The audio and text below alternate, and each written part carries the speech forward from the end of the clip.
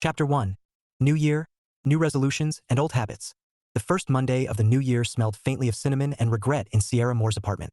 A half-burned candle flickered on the coffee table, competing with the glow of her laptop screen.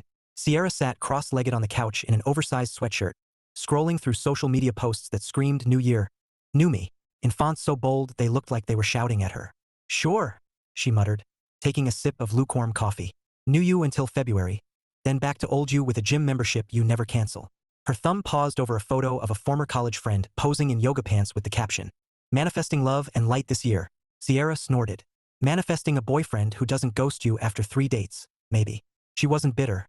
At least that's what she told herself. She liked her life. She had a good job, a decent apartment, and a wardrobe that didn't scream I gave up. But the silence in her living room felt louder than usual this morning, and she wasn't sure why. Her phone buzzed on the armrest. A text from Mom. Sunday dinner at 6. Don't be late. Bring dessert. Sierra smiled faintly.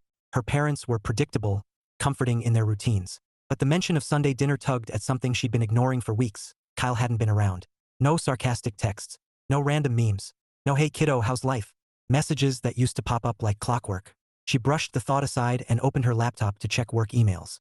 The claims department was already drowning in post-holiday chaos, and she had a mountain of medical forms waiting for her attention. Processing insurance claims wasn't glamorous, but Sierra was good at it. Efficient, organized, the kind of person who could untangle a mess of billing codes while sipping coffee and humming along to a playlist. Still, every time she approved a denial for a patient who clearly needed care, her stomach twisted. She hated the policies that punished people for being sick, hated the way insurance companies turned compassion into a spreadsheet. But she kept her head down and did her job because someone had to. Her phone buzzed again. This time, a notification from a fitness app she downloaded last January and promptly ignored. Ready to crush your goals? Start your 30-day challenge today. Sierra rolled her eyes. Sure. Right after I finish crushing this leftover cheesecake. She padded into the kitchen, fork in hand, and stared at the half-eaten dessert like it held the answers to life's big questions. Was she supposed to make resolutions? Find love? Change careers? Or was surviving another year enough? The cheesecake didn't answer, so she took a bite and wandered back to the couch. Her mind drifted to Kyle again. Maybe he was busy. Maybe he was out with friends. Maybe he was throwing one of his infamous silent tantrums. He could be dramatic when he wanted to be. But the truth was Sierra missed him. Not that she'd admit it out loud. She'd told him to stop texting her so much. She wasn't a kid anymore, and his constant check-ins felt suffocating. He'd laughed and said, "Maybe not, but you'll always be my little sister." Then the text stopped. Completely. First she felt relieved, then annoyed, then uneasy. Now, weeks later, the silence felt like a wall she couldn't climb. Her phone buzzed again, this time a work email. Sierra groaned and opened it, scanning the subject line. Urgent. Claim review needed ASAP. Happy New Year to me? She muttered, setting the cheesecake aside and pulling her laptop closer. As she typed, her thoughts kept circling back to Kyle. Maybe she'd call him later, just to check in, just to prove she wasn't a terrible sister. But for now, she had insurance codes to battle and a growing sense that this year was going to be anything but predictable. Later that night, Sierra curled up on the couch with a glass of wine and a notebook. If everyone else was making resolutions, maybe she should too. Something simple. Something achievable. She wrote, 1. Stop eating cheesecake for breakfast. 2. Be nicer to Kyle. 3. Don't date anyone from work. Ever. The last one she underlined twice. Office romances were messy, and Sierra liked her life neat. She'd seen coworkers crash and burn after mixing business with pleasure, and she wasn't about to become a cautionary tale. Her phone buzzed again. Another text from Mom. Don't forget dessert. Kyle might come. Sierra stared at the screen, heart thudding. Kyle might come. Maybe this year was about more than resolutions. Maybe it was about fixing what mattered before it was too late. Chapter 2. The office jungle, the fluorescent lights in the claims department hummed like they were plotting against humanity. Sierra Moore adjusted her scarf and stepped into the chaos of the first full workweek of the year. The office smelled faintly of burnt coffee and desperation, a sure sign that the holiday backlog had hit like a freight train. "Morning, Sierra," chirped Denise from the front desk, her voice unnaturally chipper for someone who'd been here since 7. Denise was the kind of person who believed in motivational quotes and had them taped to her monitor like talismans. Today's read, "Teamwork makes the dream work." Sierra resisted the urge to reply, unless the dream is a nightmare of billing codes and angry patients. "Morning," Sierra said instead, flashing a polite smile as she made her way to her cubicle. Her desk was neat, her chair perfectly adjusted, and her inbox already screaming for mercy. She dropped her bag, powered up her computer, and braced herself. The first email subject line glared at her. Urgent. Claim denial appeal. Patient needs immediate review. Sierra sighed. Happy Monday to me. She clicked open the file and scanned the details. A patient had been denied coverage for a procedure that was clearly necessary. Sierra hated this part, the part where she had to follow policy even when policy felt cruel. She typed quickly, fingers flying over the keyboard, her mind muttering silent protests against the system. More. A voice boomed from behind her. Sierra turned to see Greg, the department's unofficial king of microwave disasters, holding a Tupperware container like it was a trophy. "Guess what I brought for lunch?" he asked, grinning. "Judging by the smell, something that should have stayed in the ocean," Sierra replied dryly. Greg laughed. "Leftover salmon. Don't worry, I'll heat it up later." Really let the aroma spread. "Fantastic," Sierra muttered, turning back to her screen. "Can't wait." The office was a jungle of personalities. Denise, the eternal optimist. Greg, the walking HR violation of culinary choices. And then there was Marcy, the spreadsheet perfectionist, who appeared at Sierra's cubicle like a ghost in beige. "Did you see the new IT guy?" Marcy whispered, eyes wide behind her glasses. Sierra blinked. "What?" "The consultant. He's here to fix the system upgrade mess. Tall, dark hair, kind of awkward but in a cute way." Marcy leaned closer. "He smiled at me."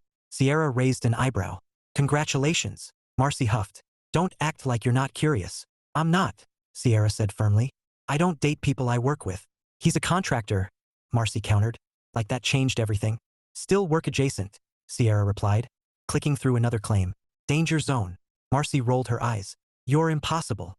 Before Sierra could respond, a voice floated over the cubicle wall. Hi. Sorry to interrupt. Are you Sierra?" She turned, and there he was, the IT consultant. Tall, dark hair, and yes, awkwardly cute just as Marcy described. He held a laptop under one arm and looked like he'd rather be anywhere else than standing in the middle of the claims department. "That's me," Sierra said, standing. "What's up?" "I'm Ethan," he said, offering a quick smile. "I'm working on the system upgrade. Your account flagged an error, so I need to check your workstation." Sierra gestured to her desk. "Be my guest. It's probably rebelling against the new year." Ethan chuckled softly as he set the laptop down. "Seems like everything is." Sierra watched him work, noting the way his brow furrowed in concentration. He wasn't flashy, wasn't trying too hard, just focused. It was refreshing. Dangerous, but refreshing. "So," Ethan said after a moment, "how's the claims world treating you?" Sierra smirked. "Like a bad relationship. Complicated, exhausting, and full of paperwork." He laughed, a warm, genuine sound that made Sierra's stomach do an inconvenient flip. She ignored it. Rules were rules. Marcy appeared again, pretending to need a stapler. Sierra shot her a look that said, "Don't even start." Marcy grinned and vanished. Ethan finished his work and straightened. "All set. Should run smoother now." "Thanks," Sierra said, professional and polite, ignoring the tiny spark of curiosity that flickered in her chest. As he walked away, Sierra turned back to her screen, determined to focus. She had claims to process, patients to help, and absolutely no time for office distractions, especially ones with dark hair and easy smiles. But as the day wore on, she caught herself glancing toward the IT desk more than once, just to make sure the system was working, of course. Nothing else. Chapter 3. Silence speaks louder. By Wednesday evening, Sierra had run out of excuses. Kyle's silence wasn't a fluke. It wasn't a busy schedule or a forgotten phone. It was deliberate, and the longer it stretched, the heavier it sat on her chest like an unanswered question. She stared at her phone on the coffee table, thumb hovering over his name in her contacts. The last text she sent, "Hey, you alive?" was still marked as delivered. No reply, no emoji, nothing. "Fine," she muttered, snatching up the phone. "We're doing this." She hit call before she could talk herself out of it. The dial tone buzzed in her ear, sharp and accusing. On the second ring, his voice came through, calm, familiar, maddeningly normal. "Hello." Sierra froze for half a second, then forced cheer into her tone. "Hey, it's me." "I know," Kyle said. His voice was steady, almost detached. "What's up? What's up?" Sierra repeated, incredulous. "What's up is you've been ignoring me for weeks." There was a pause. Then, in that same calm tone, Kyle said, "I haven't been ignoring you." "Yes, you have." Sierra shot back. "You stopped texting. You stopped checking in. You told me to stop," Kyle interrupted matter of fact. "So I stopped." Sierra blinked, thrown off balance. "That's not. I didn't mean. You said you weren't a kid anymore," Kyle continued, his voice even. "You didn't want me checking in, so I gave you what you asked for. Now somehow I'm wrong for listening." The words landed like stones in her stomach. Before she could form a response, the line went dead. Sierra stared at her phone, stunned. Did he just hang up on me? Her pulse spiked. She jabbed the call button again, fury bubbling up like soda shaken too hard. 2 rings. Then his voice again, calm as ever. "Hello. Did you hang up on me?" Sierra demanded. "I don't know," Kyle said lightly. Did it sound like this? Click. The line went dead again. Sierra gaped at the phone, heat flooding her cheeks. Oh, he did not just... She hit redial, but this time it went straight to voicemail. She tossed the phone onto the couch and paced the living room like a storm cloud. This is ridiculous, she muttered. He's acting like a child. I'm going to... She stopped mid-sentence, grabbed her coat, and headed for the door. If Kyle wanted to play games, fine. She'd take it to the higher court, mom and dad. 30 minutes later, Sierra stormed into her parents' house without knocking. The familiar scent of pot roast and vanilla candles hit her like a hug she didn't deserve.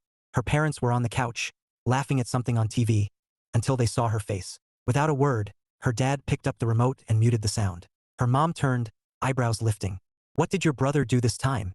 Sierra dropped onto the armchair with a dramatic sigh. He's ignoring me. Her mom blinked. Ignoring you? Yes.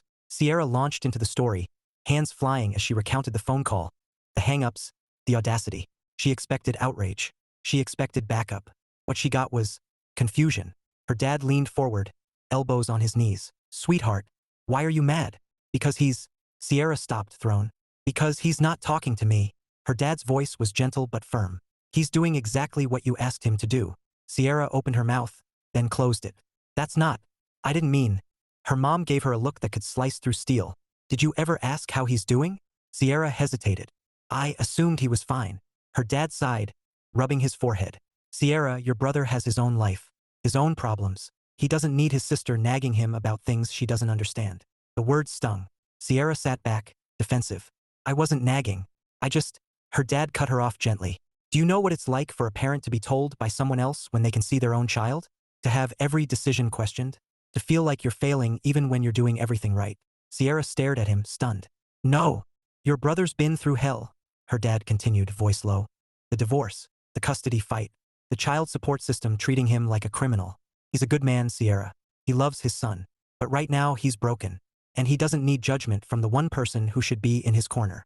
Silence settled over the room like a heavy blanket. Sierra's throat tightened. She'd never thought about it that way. Never pictured Kyle as anything but stubborn and self-sufficient. The idea of him being broken, really broken, made her chest ache.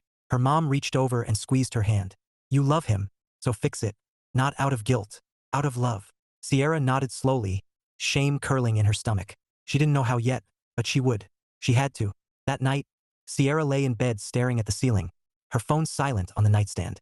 For the first time in weeks, she didn't want to scroll through resolutions or memes. She wanted to call her brother, to tell him she was sorry, to tell him she understood, even if she didn't fully yet. But Kyle wasn't ready to hear that, and Sierra wasn't ready to say it. Not yet. She closed her eyes, whispering into the dark. I'll fix this, Kyle. I promise. Chapter 4. Family reality check. Sunday dinner smelled like home. Roast chicken, garlic mashed potatoes, and the faint sweetness of mom's apple pie cooling on the counter. Sierra stood in the doorway of her parents' kitchen, clutching a bakery box of assorted pastries like a peace offering. She'd spent the entire drive rehearsing what she'd say if Kyle showed up. Something casual. Something that didn't sound like I've been a terrible sister and I'm drowning in guilt. Her mom turned from the stove, smiling warmly. You made it, and you brought dessert. Of course, Sierra said, forcing cheer into her voice. Wouldn't want to disappoint. Her dad appeared from the living room, remote in hand. Kyle's not here yet, he said, reading her mind like he always did. But he said he might come. Sierra's stomach flipped. Might. That single word carried more weight than it should. She nodded, setting the pastries on the counter. Great. Dinner prep was a familiar dance, mom stirring gravy, dad setting the table, Sierra arranging rolls in a basket like it was a high-stakes art project. But beneath the rhythm, tension hummed. Sierra wanted to ask 100 questions about Kyle, but she bit her tongue. She wasn't ready for another lecture. They sat down to eat, laughter filling the room as her parents swapped stories about neighbors and holiday mishaps. Sierra smiled, but her mind was elsewhere. Every creak of the front door made her heart jump. Every tick of the clock reminded her that Kyle might not come at all. Halfway through dessert, her mom gave her a look, the kind that sliced through pretense like a hot knife. You've been quiet. I'm just tired, Sierra lied, stabbing her fork into a piece of pie. Her dad leaned back, studying her. Or you're worried about your brother. Sierra froze, fork midair. I'm not. You are, her dad said gently. And that's good. Means you care. Sierra set the fork down, words tumbling out before she could stop them. I didn't know things were so bad for him. I thought he was fine. I thought he was just being Kyle. Her mom reached across the table, squeezing her hand. He's hurting, Sierra. More than he lets on. I know, Sierra whispered. I don't know how to fix it. Her dad's voice was steady, grounding. Start by listening. No lectures. No judgment. Just be his sister. Sierra nodded slowly, shame curling in her chest. She'd been so busy living her own life, her job, her rules, her neat little world, that she'd forgotten Kyle's wasn't neat anymore. It was messy and painful and unfair, and she hadn't even asked. The front door creaked open. Sierra's head snapped up, heart pounding. Footsteps echoed in the hall. Then Kyle appeared in the doorway, looking tired but still managing that familiar half-smile. "Hey," he said, voice casual. "Hope there's pie left." Sierra's breath caught. Relief and nerves tangled in her chest. She wanted to run to him, hug him, apologize for everything, but she stayed seated, gripping her napkin like a lifeline. "Plenty," her mom said warmly, rising to grab a plate. "Sit down." Kyle slid into the chair across from Sierra, his gaze flicking to her briefly before settling on the pie. Sierra swallowed hard, her rehearsed lines scattering like leaves in the wind. "Hi," she said softly. "Hi," Kyle replied, tone neutral. It wasn't much, but it was a start. Chapter 5.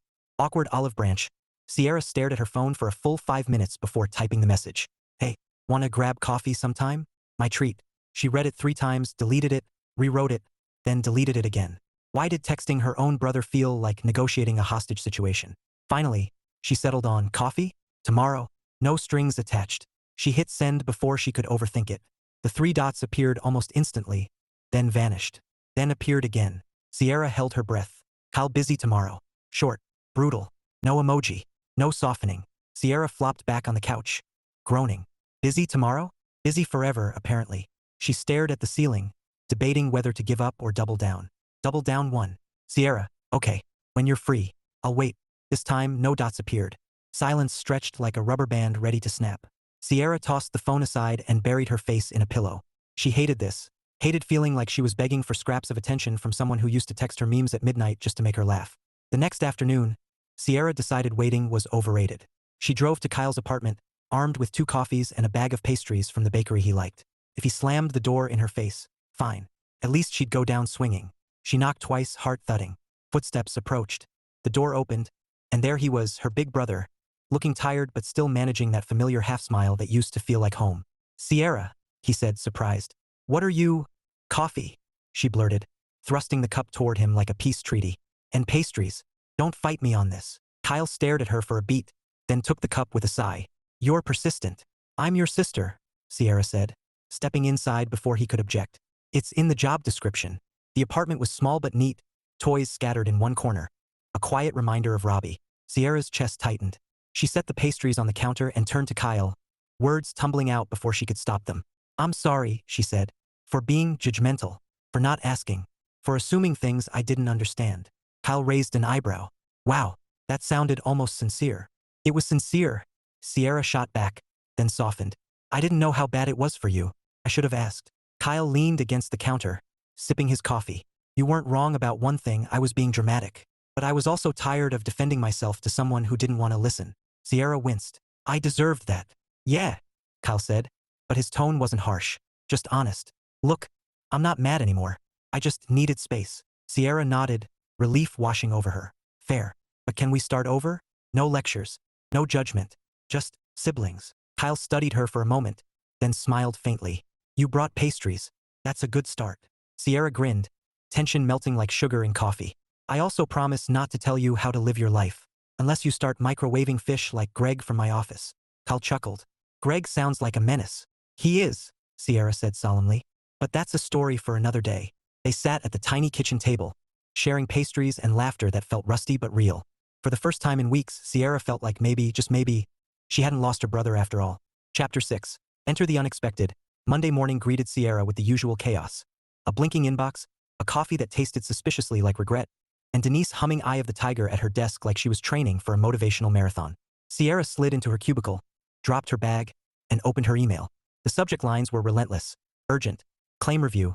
System error. Please contact IT. Reminder. Staff meeting at 2 p.m.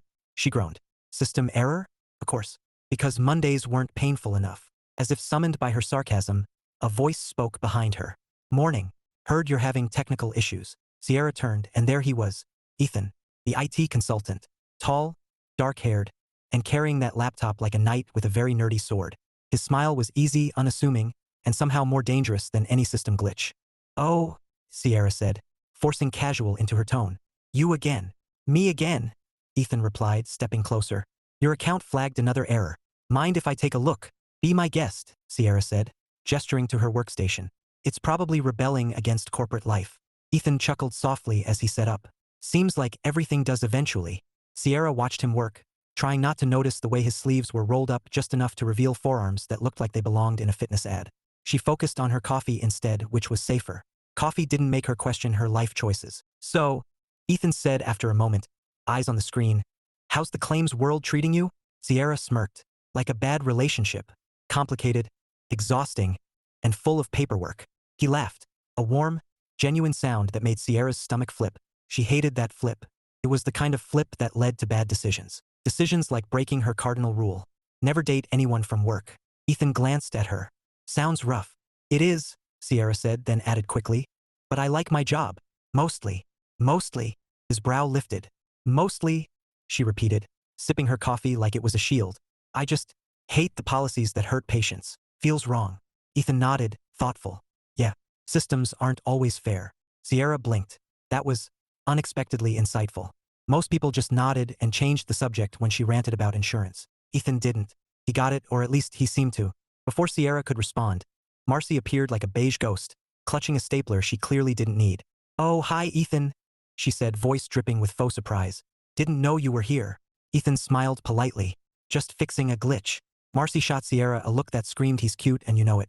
Sierra ignored her, focusing on her monitor like it held the secrets of the universe. Ethan finished his work and straightened. All set. Should run smoother now.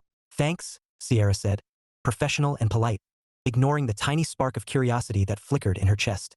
As he walked away, Sierra turned back to her screen, determined to focus. She had claims to process, patients to help, and absolutely no time for office distractions, especially ones with dark hair and easy smiles. But as the day wore on, she caught herself glancing toward the IT desk more than once, just to make sure the system was working, of course.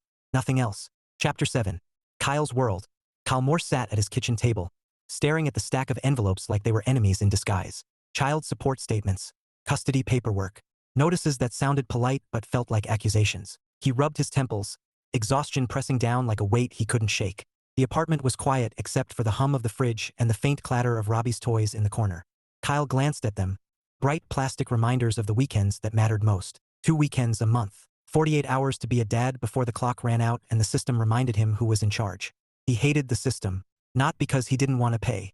He paid, always on time, always in advance, just to avoid the risk of being labeled delinquent. But the tone of those letters, the way they treated him like a criminal for doing everything right, it ate at him. And the worst part? He couldn't fight back. Not without looking like the stereotype they expected him to be. Kyle leaned back, staring at the ceiling. He used to believe life was fair if you worked hard and did the right thing. Now he knew better. Life wasn't fair. It was a negotiation where one side held all the cards, and he wasn't even allowed at the table. His phone buzzed on the counter. A text from Sierra. Coffee? Tomorrow. No strings attached. Kyle stared at it, thumb hovering. He could almost hear her voice, bright, insistent, like she was trying to fix something without admitting it was broken. He typed back, busy tomorrow. Short, simple, safe. He didn't have the energy for a conversation that would turn into a debate. Not today. But when her follow-up came, okay. When you're free. I'll wait. Something twisted in his chest. He wanted to answer. Wanted to tell her he missed her. That he hated the silence as much as she did. But the words stuck, heavy with everything unsaid. Kyle pushed the phone aside and stood, pacing the small kitchen. He wasn't angry anymore. Not really. He was tired. Tired of explaining. Tired of defending. Tired of feeling like the villain in a story he didn't write. He thought about Sierra, her neat little life, her rules, her certainty that everything could be solved with logic and good intentions. She didn't understand what it felt like to lose control of something as basic as being a parent. How humiliating it was to ask permission to see your own child. But she was trying now. He could see that. And maybe, just maybe, he owed her a chance to understand. Kyle picked up the phone, thumb hovering over her name. He didn't text, didn't call. Instead, he whispered into the quiet, like a promise he wasn't ready to make out loud. Soon, kiddo. Just not today. Chapter 8. Sparks and Boundaries. The cafeteria smelled like burnt coffee and ambition. Sierra stood in line clutching her phone, scrolling through emails while debating whether to risk the mystery soup or stick with a safe salad. She was halfway through an internal rant about insurance codes when a voice cut through the hum of chatter. Guess we both picked the wrong time for lunch. She looked up and there he was, Ethan, holding a tray with a sandwich and that same easy smile that made her stomach do that inconvenient flip. Oh, Sierra said, forcing casual into her tone. You again. Me again, Ethan replied, stepping into line behind her. System behaving today. Miraculously, Sierra said. Either you fixed it or it's afraid of you. Ethan chuckled. I like to think it's respect. Sierra smirked, grabbing a salad and moving toward the register. She told herself she was going to eat alone, scroll through emails and avoid temptation. But when Ethan ended up at the same table, thanks to the cafeteria being packed, her resolve wobbled. Mind if I sit? He asked, gesturing to the empty chair. Sierra hesitated for a fraction of a second, then nodded. Sure. He sat, setting his tray down with a quiet confidence that wasn't cocky, just comfortable. Sierra stabbed a piece of lettuce, determined to keep this professional. Except Ethan wasn't making it easy. So, he said, unwrapping his sandwich, what made you choose claims processing? Seems intense. Sierra laughed softly. Honestly, I like order. I like fixing things. And I like helping people, even if the system makes that harder than it should. Ethan nodded, thoughtful. Sounds like you care. I do, Sierra admitted, then added quickly. But don't get me started on insurance policies. I'll ruin your lunch. Try me, Ethan said, smiling. I like passionate conversations. Sierra blinked. That was unexpected. Most people avoided her rants like they were contagious. She tilted her head, studying him. You're not from around here, are you? Guilty, Ethan said. Contract gig. I bounce between hospitals fixing tech disasters. Sounds glamorous, Sierra teased. Mostly it's me arguing with servers and praying no one spills coffee on a router, Ethan said, grinning. But hey, it pays the bills. Sierra laughed, tension easing. For a moment it felt easy, two people sharing lunch, swapping stories. But then her rule loomed like a neon sign in her brain. Never date anyone from work. She stabbed another piece of lettuce, reminding herself this was harmless. Just lunch. Just conversation. Nothing more. Except when Ethan smiled at her. Really smiled like he saw something beyond the surface. Sierra felt the ground shift. And she hated that shift. It was dangerous. It was messy. It was everything she swore she'd avoid. She cleared her throat, forcing lightness into her tone. So, how long are you here? Couple months, Ethan said. Unless they break something big. Good to know, Sierra said, pretending that didn't sound like a countdown clock ticking in her head. They finished lunch with easy banter, printer jokes, cafeteria horror stories, and a shared disdain for corporate jargon. When they stood to leave, Ethan gave her a look that was warm but not pushy. See you around, Sierra. See you, she said, voice steady even as her pulse wasn't. As she walked back to her desk, Sierra told herself she was fine. She had rules. She had boundaries. She had zero intention of breaking them. But when she caught herself smiling at nothing in particular, she knew the truth. Boundaries were about to get complicated. Chapter 9. Collision course. Sierra stood in her kitchen staring at the roast chicken like it was a final exam she hadn't studied for. She'd Googled easy family dinner and ended up with a recipe that promised foolproof results, which was laughable, because Sierra was feeling anything but foolproof. She checked the clock. Kyle would be here in 20 minutes with Robbie. Her stomach fluttered with nerves. This wasn't just dinner. This was a peace summit. A chance to prove she could be the sister Kyle deserved, not the judgmental know-it-all she'd been. The doorbell rang early. Sierra nearly dropped the carving knife. She wiped her hands on a towel and opened the door to find Kyle standing there, casual in jeans and a hoodie, holding Robbie's hand. Robbie wore a superhero cape and a grin that could melt steel. Hey, Kyle said, voice neutral but not cold. Hey, Sierra replied, forcing a smile. Come in. Robbie barreled past her like a tiny tornado. Aunt Sierra, do you have toys? Do you have cookies? Do you have... He stopped mid-sentence, spotting the chicken on the counter. Ew. Sierra laughed nervously. Nice to see you too, buddy. Kyle smirked, following Robbie inside. He's honest. Brutally. Clearly, Sierra said, closing the door. Dinner's almost ready. They settled at the table, Sierra trying to keep the conversation light. So, Robbie, what's new in superhero land? I saved the world, Robbie announced proudly, shoving a roll into his mouth.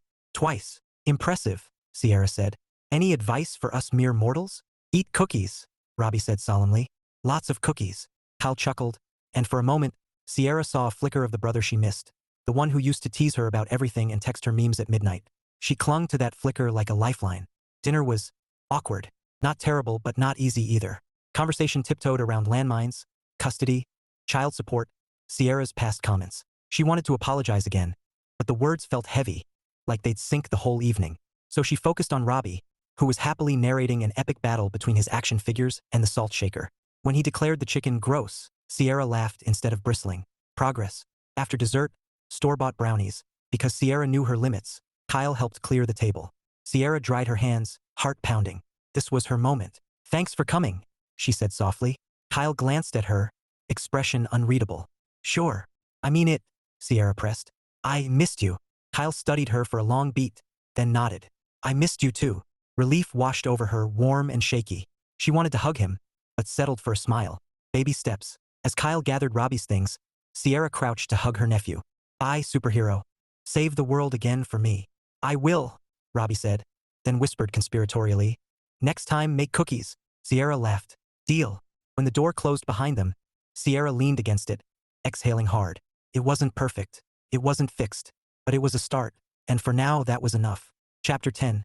Confessions and Complications. By Thursday afternoon, Sierra was running on caffeine and sheer willpower. The claims backlog had been relentless, and she'd spent the morning wrestling with a policy dispute that made her want to throw her monitor out the window. When the email pinged, system error, please contact IT, she almost laughed. Of course, because the universe had a sense of humor. She pushed back from her desk, muttering, fine, let's go see the IT wizard. The IT corner was quiet except for Ethan, who was leaning over a workstation, sleeves rolled up, focus etched across his face. Sierra hesitated for a second, then cleared her throat. Got a minute? She asked.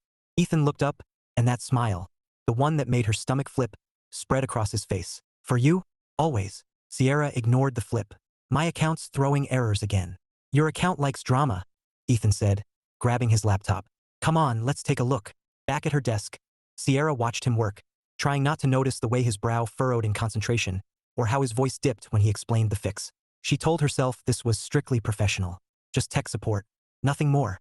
Except when he finished and lingered, leaning against her cubicle wall, Sierra felt the air shift. So, Ethan said casually, you free after work? Sierra blinked. What? Coffee, he said, smiling. Or dinner, whatever you prefer. Her pulse spiked. She opened her mouth, then closed it. Her rule loomed like a neon sign. Never date anyone from work. She'd carved it in stone years ago, after watching office romances implode like bad soap operas. She wasn't about to become a cautionary tale. I don't. Sierra hesitated, searching for words that didn't sound like panic. I have a rule. Ethan raised an eyebrow. A rule. No dating coworkers, Sierra said firmly. It's messy. I'm a contractor, Ethan countered, tone light but eyes steady. Not technically a coworker. That's still work adjacent, Sierra said, grasping at logic like a lifeline. Ethan smiled, not pushy, just patient. Fair enough. But if you ever want to break that rule, let me know. Sierra stared at him, heart thudding. He wasn't pressuring her. He wasn't playing games. He was just there. Easy. Warm. And that was the problem. Because easy and warm were dangerous. I'll think about it, she said finally, voice softer than she intended. Ethan's smile widened, slow and genuine. That's all I ask. He walked away, leaving Sierra staring at her monitor like it held the secrets of the universe. She had rules. She had boundaries. She had every reason to say no. But for the first time in a long time, she wanted to say yes. Chapter 11. The breaking point. By Friday afternoon, Sierra felt like she'd been steamrolled by the week. The claims backlog hadn't let up, and now she was staring at an appeal that made her blood boil. A patient, an elderly woman recovering from surgery, had been denied coverage for a follow-up procedure. The reason? Policy limitations. Translation: we'd rather save money than save lives. Sierra gripped the edge of her desk, jaw tight. She hated this part, the part where she had to stamp denied on something that should never be denied. She typed furiously, fingers flying over the keyboard, trying to find a loophole, a clause, anything that would let her approve the claim. Nothing. Her chest tightened, frustration clawing at her ribs. She pushed back from her desk, pacing the narrow aisle between cubicles. Denise glanced up from her motivational quote collection, concern flickering in her eyes. You okay? Denise asked softly. Fine, Sierra lied, forcing a smile that felt brittle. Just policy stuff. Denise nodded, but Sierra could feel her gaze lingering as she walked toward the break room. She needed air. She needed space. She needed to stop feeling like the villain in someone else's story. The break room was empty except for the hum of the vending machine. Sierra sank into a chair, pressing her palms to her eyes. She hated crying at work, hated even the threat of it, but the pressure was relentless. The rules, the denials, the helplessness, it all felt like too much. Hey! The voice was quiet, warm. Sierra looked up to see Ethan standing in the doorway, concern etched across his face. He stepped inside, closing the door gently behind him. You okay? He asked, his tone softer than she'd ever heard it. Sierra swallowed hard, blinking back the sting in her eyes. Just a bad day. Ethan pulled out a chair and sat across from her. Not too close, not too far. Want to talk about it? Sierra hesitated. She wasn't the type to spill her guts to someone she barely knew. But something about Ethan, The steadiness in his gaze, the absence of judgment, made her want to. "It's the policies," she said finally, voice low.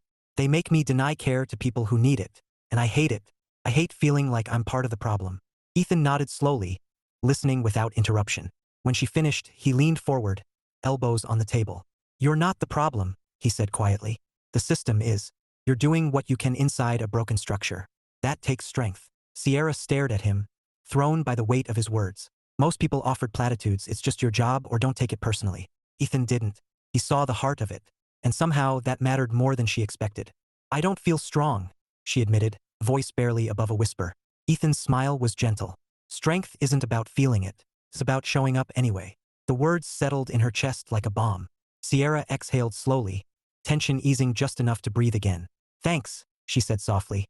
"Anytime," Ethan replied, his gaze steady. "And Sierra?" "Yeah. You care," he said simply. "That's rare. Don't lose that." For a moment, the room felt smaller, quieter, like the world had narrowed to just the two of them. Sierra's pulse thudded in her ears, her rule flickering like a warning light. No dating coworkers. But right now, that rule felt like a flimsy shield against something real. She stood, forcing a smile. "I should get back." Ethan nodded, rising with her. "If you ever need to vent, or just escape the vending machine, I'm around." Sierra walked back to her desk, heart heavier and lighter all at once. She didn't know what scared her more, the broken system or the fact that Ethan was starting to feel like the one thing that made it bearable. Chapter 12. Leap of Faith. Saturday morning sunlight spilled across Sierra's kitchen table, turning her coffee into liquid gold. She stared at her phone, thumb hovering over Ethan's name like it was a detonator. 2 days had passed since their conversation in the break room, and his words still echoed in her head. Strength isn't about feeling it. It's about showing up anyway. She'd replayed that moment more times than she cared to admit. The way he listened, the way he didn't try to fix her feelings, just held space for them. It was rare. It was dangerous. Her rule loomed like a neon sign. Never date anyone from work. But every time she thought about Ethan's smile, that rule felt less like wisdom and more like fear. Her phone buzzed. A text from Ethan. "Ethan, hope your weekend started better than your Friday. Coffee later? No pressure." Sierra stared at the screen, heart thudding. No pressure. 2 words that felt like a lifeline. She could say no. She could stick to her rule. She could keep things neat and safe. But neat and safe hadn't gotten her anywhere except lonely. She typed before she could overthink it. "Sierra, coffee sounds good." Her thumb hovered over send for a beat, then tapped. The message flew into the ether, and Sierra exhaled like she'd been holding her breath for weeks. 2 hours later, Sierra walked into the little cafe on Main Street, nerves buzzing like static. Ethan was already there, sitting by the window with 2 mugs and that easy smile that made her pulse trip over itself. "Hey," he said, standing as she approached. "You came." "I did," Sierra replied, sliding into the chair across from him. "Don't make me regret it." Ethan grinned. "No promises." The cafe was warm and quiet, the scent of cinnamon and espresso wrapping around them like a blanket. Sierra wrapped her hands around the mug he'd ordered for her. Black coffee, just the way she liked it. She raised an eyebrow. "You remembered," she said. "I pay attention," Ethan replied simply. They talked about work, about music, about the absurdity of corporate jargon. Sierra laughed more than she expected, the sound feeling rusty and new all at once. And when Ethan leaned in, voice low, eyes steady, Sierra felt the ground shift beneath her feet. "You know," he said softly, "I wasn't kidding about what I said. You care. That matters." Sierra swallowed hard, her rule flickering like a dying light. "I still have boundaries," she said, voice quiet but firm. "I respect that," Ethan said. "I'm not asking you to break them for me. I'm asking you to decide what you want, for you." The words settled in her chest like a challenge and a comfort all at once. Sierra stared at him, heart pounding, and realized something she hadn't admitted until now. She wanted this. Not because it was easy, but because it felt real. She smiled, small, tentative, but real. "Okay," she said. "Let's see where this goes." Ethan's answering smile was slow and warm, like sunrise breaking through clouds. "Deal." That night, Sierra lay in bed staring at the ceiling, her phone buzzing with a simple text from Ethan. "Had a great time. Next round's on me." She smiled, setting the phone aside. For the first time in a long time, the silence didn't feel heavy. It felt like possibility. Chapter 13. New year, new chapter. The first Sunday of February was crisp and bright, sunlight spilling across Sierra's apartment like a promise. She sat at her kitchen table with a mug of coffee, staring at the notebook where she'd scribbled her resolutions weeks ago. 1. Stop eating cheesecake for breakfast. 2. Be nicer to Kyle. 3. Don't date anyone from work. Ever. Sierra smiled wryly. 2 out of 3 wasn't bad. The cheesecake rule had been a spectacular failure. There was a half-eaten slice in the fridge right now, but the other 2? Progress. Real progress. Her phone buzzed with a text from Kyle. Kyle. Robbie wants to know if Aunt Sierra has cookies ready for next weekend. Sierra laughed, typing back. Sierra. Tell him I'm stocking up. Superheroes need fuel. The reply came almost instantly. Kyle. Thanks for trying, kiddo. Means a lot. Sierra stared at the words, warmth blooming in her chest. It wasn't a grand gesture. It wasn't a tearful reconciliation. But it was something solid, a bridge rebuilt one message at a time. And that mattered more than she could say. Her phone buzzed again, this time Ethan. Ethan. Dinner tonight? I promise no vending machine cuisine. Sierra grinned, tapping out her answer. Sierra. Only if you promise not to talk about server crashes. Ethan, deal. 7 p.m.? Sierra. See you then. She set the phone down, heart light and steady. For weeks, she'd clung to rules like armor, afraid of mess, afraid of risk. But life wasn't neat. It was messy and complicated and sometimes beautiful in ways you didn't plan. Sierra glanced at the notebook again, then flipped to a fresh page. At the top, she wrote, New year, new chapter. Underneath, she added 1. Love fiercely. 2. Listen more. 3. Break a few rules when it's worth it. She capped the pen, smiling as sunlight warmed her face. Outside, the city hummed with possibility. Inside, Sierra felt something she hadn't felt in a long time. Hope, not the fragile kind that shatters under pressure, but the steady kind that grows stronger every time you choose it. Tonight, she'd have dinner with Ethan. Next weekend, cookies with Robbie. And tomorrow she'd keep showing up, at work, for her family, for herself. Because strength wasn't about feeling it. It was about living it. And Sierra Moore was ready.